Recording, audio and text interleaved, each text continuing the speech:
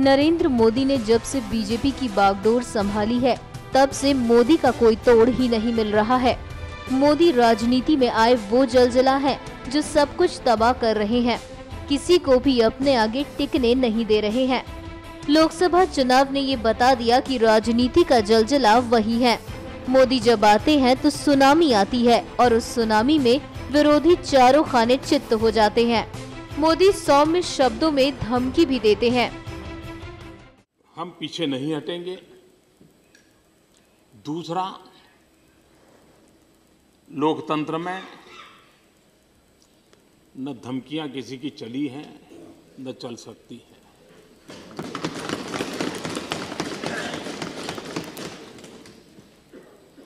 मुझे 14 साल तक गुजरात में हर दिन जेल भेजने की झांसा चिट्ठी आया करती थी। याद खड़ा हुआ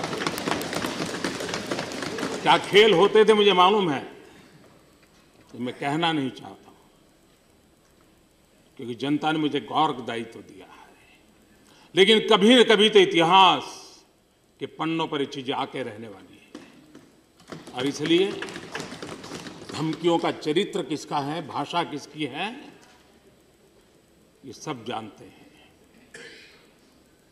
लोकतंत्र में आपातकाल में क्या कुछ जुल्म नहीं हुए थे, इससे बड़ी धमकियां क्या होती है। लेकिन ये देश झुका नहीं था, और इसलिए जो बातें कही नहीं गई हैं, कृपा करके ऐसी बातों को किसी के मुंह में न डाला जाए। कानून के तरीके से ही देश चलना चाहिए, कानून के दायरे में चलना चाहिए। मोदी विरोधियों पर वार करना नहीं भूलते, और वार भी ऐसा कि विरोधियों को बोरिया बिस्तरा बांध कर जाना पड़े। ये राजनीतिक दल तो पहले भी थे। 2014 के चुनाव में भी थे, लेकिन इन सभी राजनीतिक दलों का गुस्सा अभी जितना नजर आता है, पहले कभी इतना गुस्सा नजर आता था?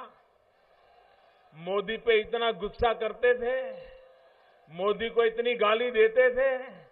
ये मिलजुल करके रोज नया फतवा निकालते हैं। कारण क्या है मालूम है? कारण क्या है मालूम है? भाइयों बहनों, मैं ऐसे स्क्रू टाइट कर रहा हूं, ऐसे स्क्रू टाइट कर रहा हूं।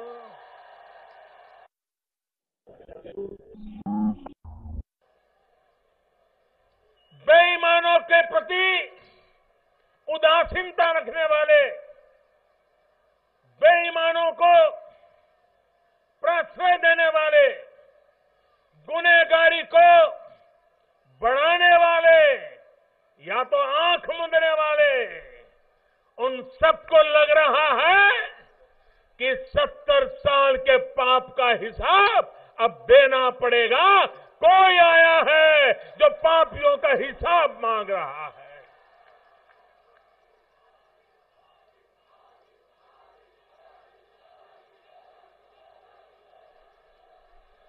भाइयों बहनों, हमने लोगों को जो सरकार से पैसा मिलता है, स्कॉलरशिप का मिलता होगा, बुढ़ापे में पेंशन का मिलता होगा,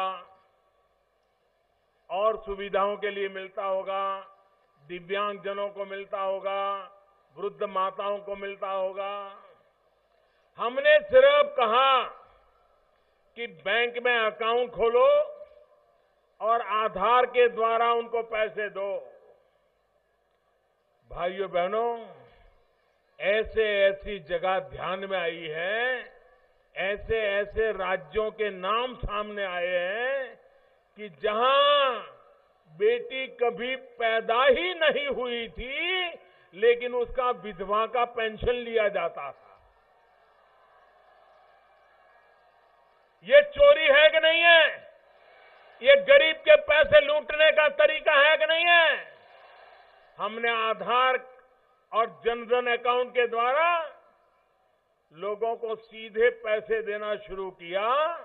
अलग अलग योजनाएं अभी तो शुरुआत की है, लेकिन करीब 40,000 करोड़ रुपया, आप कल्पना कर सकते हैं भाइयों बहनों, 40,000 करोड़ रुपया जो हर वर्ष सरकार की तिजोरी से ये चूहे आकर के चुपचाप खा जाते थे, वो 40,000 करोड़ रुपया बचा लिया। ये 40,000 करोड़ गरीब के काम आएगा कि नहीं आएगा? गरीब का भला होगा कि नहीं होगा? मध्यम वर्ग के लोगों का भला होगा कि नहीं होगा? नौजवान के लिए रोजगार बढ़ाएगा कि नहीं बढ़ाएगा? पहले क्या होता था, जो पहुंच पाते थे वो मार ले जाते थे। इन सारी चीजों को मैंने रोक लगा दी। तो मुझ पे गुस्सा होगा कि नहीं होगा? मुझ पे नाराजी होगी कि नहीं होगी? मोदी को पराजित करने के लिए सारी जमावड़े करेंगे कि नहीं करेंगे? भाइयों बहनों, ये लोग सिर्फ चुनाव जीतने के लिए इकट्ठे नहीं आए हैं, ये इसलिए इकट्ठे आए हैं कि अगर अलग अलग रहे और मोदी का राज्यसभा में भी बहुमत हो गया तो मोदी ऐसे कानून बनाएगा कि चोर लुटेरों के लिए कोई जगह नहीं बचेगी। इसका डर है। मोदी की सुनामी जगह और वक्त देखती है, चाहे जनता के बीच बोलना हो या फिर जनता के चुने हुए सांसदों के बीच।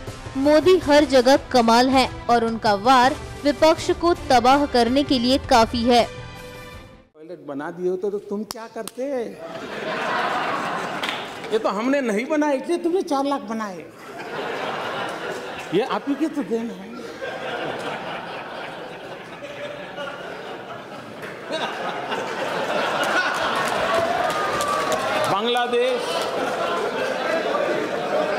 बांग्लादेश की सीमा का विवाद, इतने दशकों के बाद बांग्लादेश सीमा का विवाद सुलझा। विरोधियों की नकल उतारनी हो या विरोधियों का उन्हीं के शब्दों में जवाब देना, मोदी हर मुद्दे पर साफ और स्पष्ट हैं बोलने में। हमारे यहाँ कभी कभी शास्त्रों में, लोकोक्तियों में कई बातें बड़ी अच्छी कही जाती है और उसमें पर उपदेश कुशल बहु तेरे, जे आचर ही ते नर न घनेरे। दूसरों को उपदेश देने की कुशलता वाले तो बहुत सारे लोग हैं, परंतु जो खुद वैसा आचरण करे वैसे लोगों की संख्या बहुत कम है। मैं लगातार आप सबके द्वारा उपदेश सुनता रहा हूँ, सलाह सुनता रहा हूँ, आलोचना झेलता रहा हूँ, आलोचना से ज़्यादा आरोप सह रहा हूँ। ये सब चल रहा है और मुझे क्या हुआ है कि 14 साल के काम काफ़ी कुछ मैं इससे जीना सीख चुका हूँ। लेकिन ये देश उस बात को कभी नहीं भुला सकता है। अध्यक्ष महोदय, 27 सितंबर 2013 हमारे देश के सम्मानीय प्रधानमंत्री डॉक्टर मनमोहन सिंह जी अमेरिका में थे। अमेरिका के राष्ट्रपति के साथ उनका बायलैटरल टॉक होना था। देश के सम्मानीय नेता थे। हिंदुस्तान की कैबिनेट, जिसमें फारूक अब्दुल्ला साहब बैठते थे, एंटनी साहब बैठते थे, शरद पवार साहब बैठते थे, इस देश के गणमान्य वरिष्ठ अनुभवी नेता बैठते थे। उस कैबिनेट ने जो निर्णय किया, उस निर्णय को 27 सितंबर 2013 पत्रकार परिषद में फाड़ दिया गया था। ऑर्डिनेंस को फाड़ दिया गया था। अपनों से बड़ों का मान, सम्मान, आदर, मैं बहुत आदरणीय अध्यक्ष महोदया, मुलायम सिंह और हम दो छोर पे खड़े नेता हैं। मेरी एक बात को वो नहीं स्वीकार सकते, मैं उनकी एक बात को नहीं स्वीकार सकता, एक्सेप्ट लोहिया जी के विचार, क्योंकि मैं ऐसी जगह पे पैदा हुआ हूँ, मुझे लोहिया जी पसंद आना बहुत स्वाभाविक था। लेकिन मुलायम सिंह जी ने जनता को वादे करते हुए अपना एक पर्चा निकाला हुआ था कि हम बिहार के, उत्तर प्रदेश के लिए ये करेंगे, ये करेंगे। मुलायम सिंह जी हमें पसंद हो या न हो, लेकिन बहुत बड़े वरिष्ठ नेता हैं। सार्वजनिक सभा में मुलायम सिंह जी के विचारों को फाड़ दिया जाए और फिर मुझे बार बार याद आता है, पर उपदेश कुशल बहु तेरे, जे आचार हिते नर न घनेरे।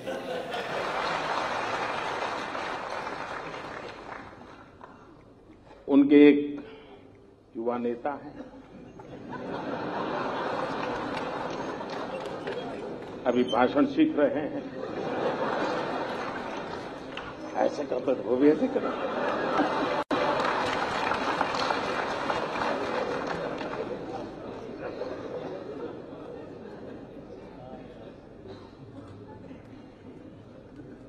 जब से उन्होंने बोलना सीखा है और बोलना शुरू किया है, मेरी खुशी का कोई पार नहीं है।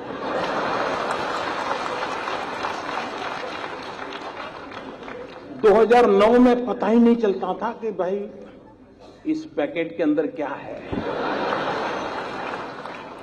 पता ही नहीं चलता था। अब पता चल रहा है कि भाई ये है, ये नहीं है। न बोलते तो बड़ा भूकंप आ जाता था और देश को इतना बड़ा भूकंप झेलना पड़ता, ये देश 10 साल तक उभर नहीं सकता था। लेकिन अच्छा हुआ कि बोलना शुरू हो गया तो पता चल रहा है भूकंप की संभावना बची नहीं, क्योंकि देश की जनता समझ गई। मोदी का कोई भी वार खाली नहीं गया। जब भी और जहां भी मोदी ने बोला, विरोधियों पर जलजला आ गया और विरोधियों का सब कुछ तबाह हो गया है। NMF न्यूज की रिपोर्ट।